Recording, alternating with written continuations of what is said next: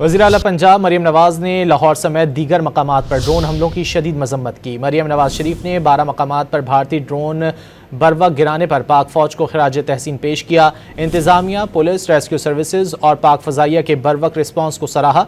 इदारों को हमा वक्त अलर्ट रहने की हिदायत कर दी। मरीम नवाज शरीफ ने ड्रोन हमलों में ज़ख्मियों की जल्द सेहतियाबी की दुआ की।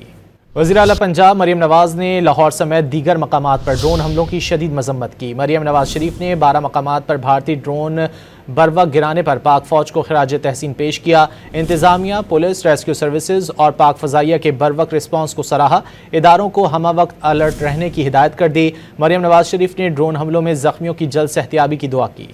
वज़ीर आला पंजाब मरीम नवाज़ ने लाहौर समेत दीगर मकामात पर ड्रोन हमलों की शदीद मजम्मत की। मरीम नवाज शरीफ ने 12 मकामात पर भारतीय ड्रोन बरवक्त गिराने पर पाक फ़ौज को खिराज तहसीन पेश किया। इंतज़ामिया, पुलिस, रेस्क्यू सर्विसेज और पाक फ़ज़ाइया के बरवक्त रिस्पॉन्स को सराहा।